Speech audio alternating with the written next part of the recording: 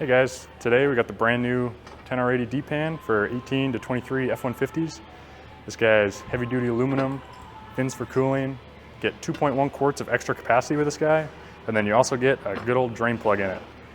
In the kit, we got the pan itself, drain plug, 10-port sensor, plug there, got an OEM Ford pan gasket, OEM heat shield stud bolts, and you get new nuts and new bolts for the whole rest of the pan.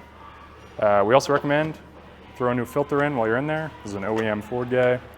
And we have got 9 quarts of the Ford OEM ATEF for this guy. So throw that in while we're in there, we'll be good to go.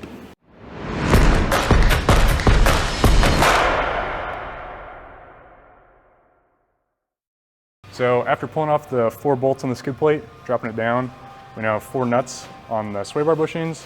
You gotta pull these out and then swing it down.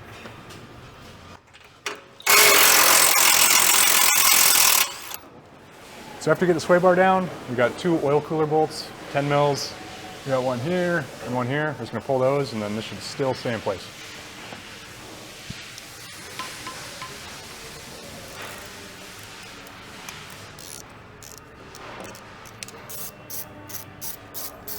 We're working on a 3.5, so it's got on the back of the cooler, right behind the starter on the bell housing. We got one more 10 mil nut right here to pull this guy off, and then we can keep pulling off these clips.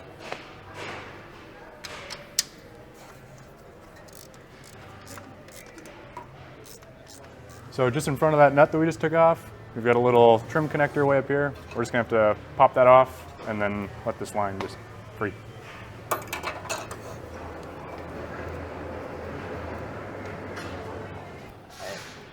So then up on the left of the oil pan, we've got a 8 mil head bolt. We're gonna pull that out and then drop the whole thing down. Okay, so now that we got the cooler line clips out, up here where your cooler lines go into the case, you've got a 10 mil here and a 10 mil here. We're gonna pull both of those out and then pop these back. And I've got a drain pan here, just in case it leaks them out. Don't get our nice shiny floors dirty. So let's get these guys out of here.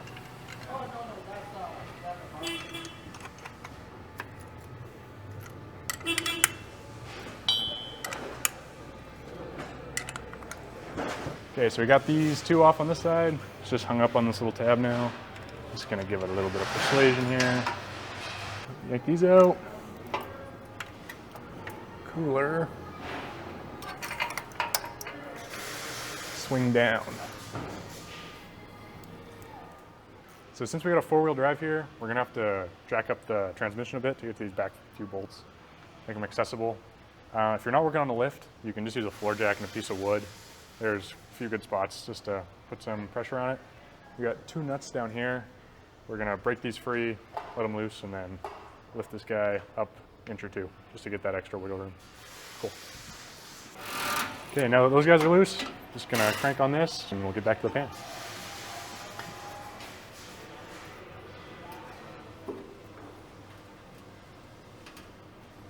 Okay, so now we got the trans up.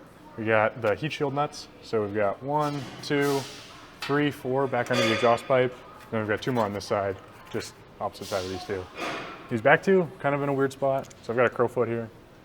Just slide that guy on, break him free, and then wrench will take that right off. Okay, so now I got the nuts off. Just slide this guy down. I'll take some finagling with the exhaust pipe, but just like that, got her off.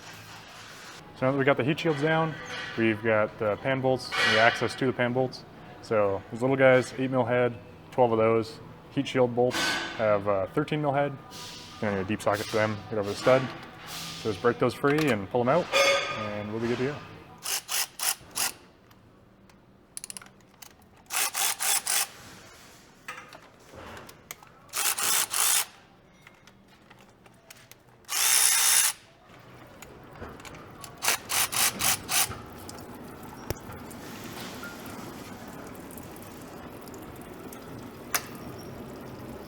Okay, so now that I've got the first few out, what I'm doing is I'm slowly taking them out from front to back, just to let the front of the pan sag, and then it'll just drip little by little into here, just to get as much out as we can, so I don't get a big old ATF shower when I pull this off.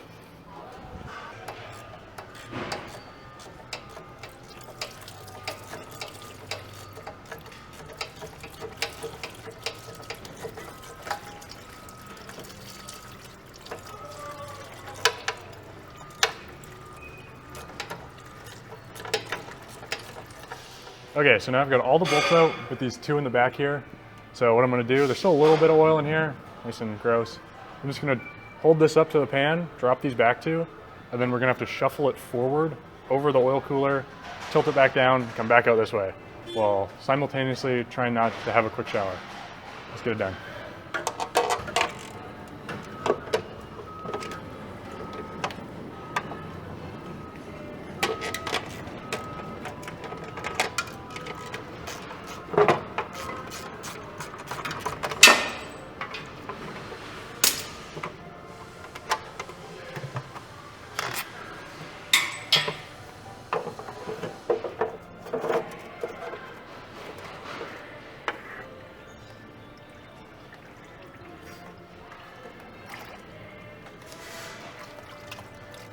Cool, now that we got the pan off, we can switch the transmission filter out while we're in here. There's two bolts, we got one here, one here. They are different lengths. The center one is shorter, so make sure to keep that one in the center. So just get them down.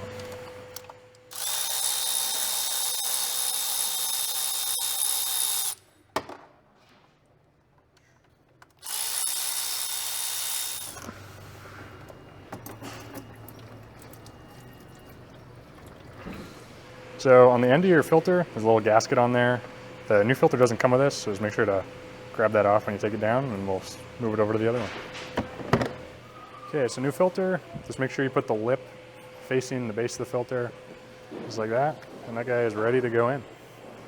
There's the hole that the filter goes in. Get your bolts on, make sure it goes in nice and easy. And then just throw these guys in finger tight.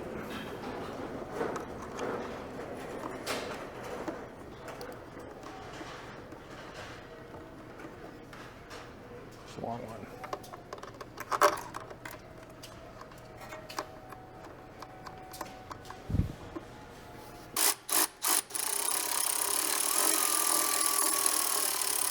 Now don't cinch these down all the way. We do have to torque these, so just get them close and then we'll finish them off with the torque wrench.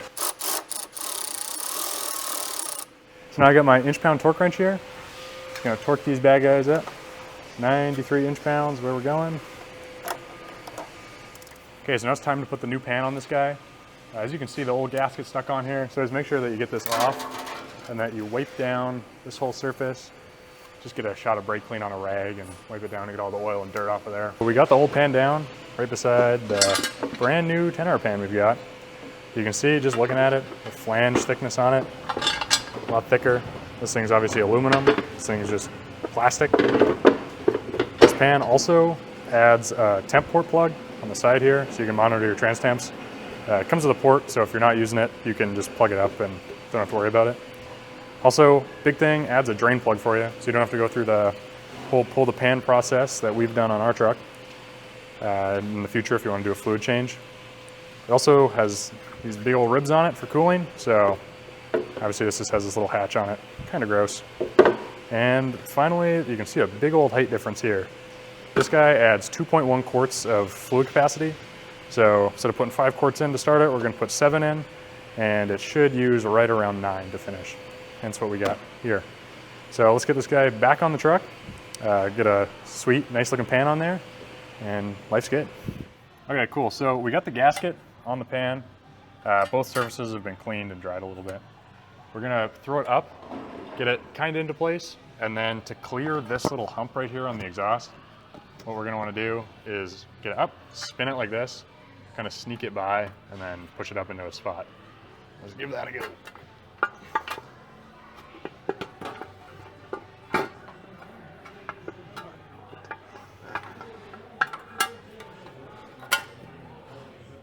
Okay, so now that it's up in the air, I just have it sitting on the oil cooler. Don't want it to yank on the oil cooler, but I'm just gonna go grab 2 of the bolts, throw on maybe this one, back one on the opposite corner, and then thread those in finger tight, and then we can get to torquing.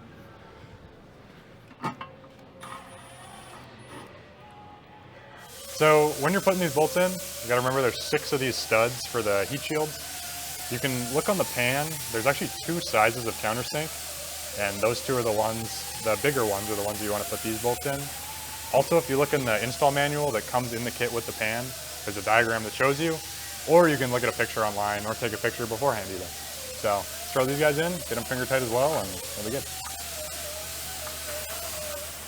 So now that we got all the bolts finger tight in here, what we want to do is the little bolts, the ones without the stud on them, we want to torque those to 89 inch-pounds. And then the bolts with the stud on them, we want to torque those to 106. So I'm going to start in the middle, do kind of like a crisscross spiral outwards, get them all, and yeah, let's get it done.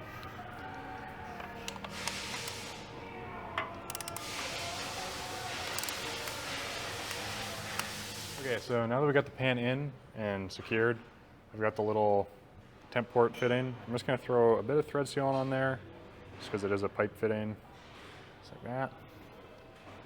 And just thread it into the port.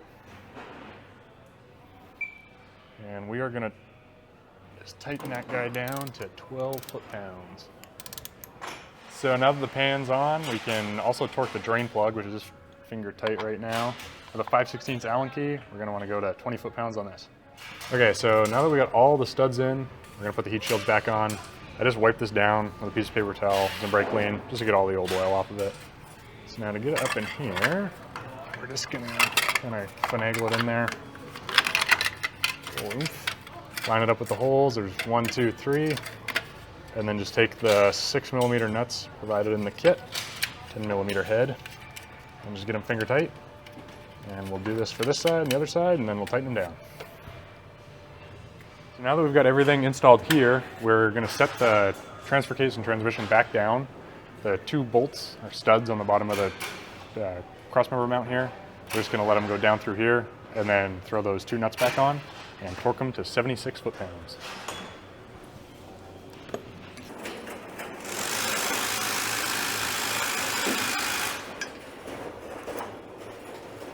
Okay, so now that everything's back together, on the left side, there's this mount back here that we took off earlier. It just goes into there. Just want to take the 8mm head bolt that we pulled out and throw it in there, lift it up, and in it goes.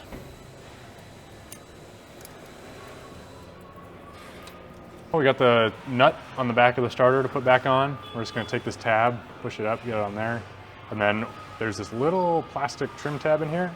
So when we lift this up, we want to align that so it snaps back in. And then, got to give us a little bit of a oomph. Like that. Now your nut is good to go on, and we can get it tightened down.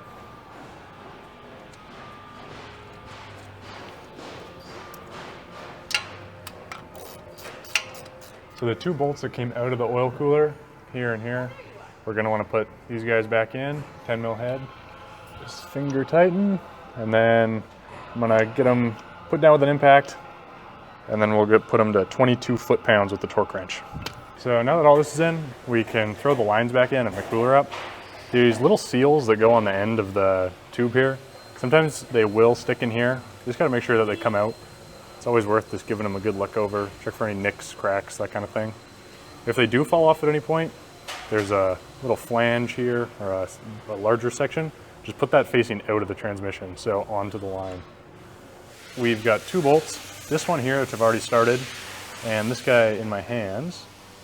These I've already put a little bit of blue thread locker on, because they came like that from the factory. So I'm just gonna take these guys, tighten them up.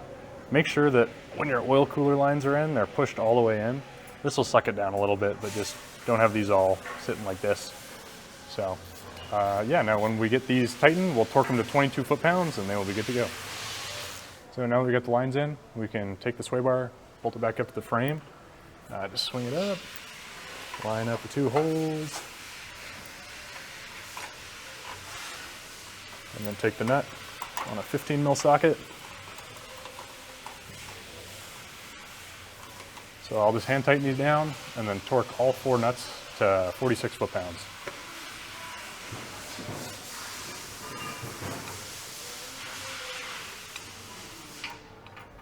So now that we got everything back together, minus the skid plate, we can take out the fill plug / fill indicator / dipstick. It's this guy here. It's a 19mm socket. You can just take a flex head, reach up there, break it loose, and just do it the rest of your fingers.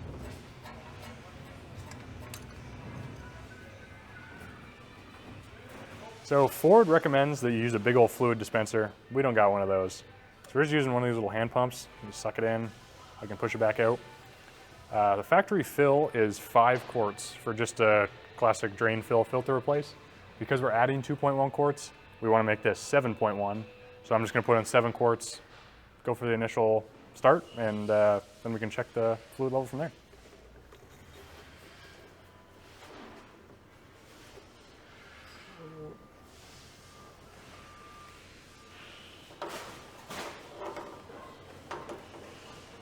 "2,000 years later." So this thing's all full of oil now. I've torqued the cap down to 52 foot-pounds. Yeah, we put 7.1 quarts in for our initial fill. So now it's time to take this thing on a test drive, get it hot, and verify the fluid level. Verifying the scan tool, we're between 206 and 215 Fahrenheit. Then we'll bring it back in and park. We'll check the indicator between 600 and 750 RPM. If we have an indicator with letters, the fluid level must be within the B area on the indicator. But if it's one of the ones with numbers like what we have, the fluid level must be between 5 and 6 on the indicator. If there's too little, obviously fill it up. If there's too much, just pull it out with a suction gun. And when everything's said and done, torque the cap to 52 foot-pounds, and then take it on one last road test to make sure everything works as intended. So that's how you install the 10R80 Transpan on an 18 to 23 F150. If you want to get your hands on one of these, go to bddiesel.com or your local distributor, and they'll hook you up with one of these guys.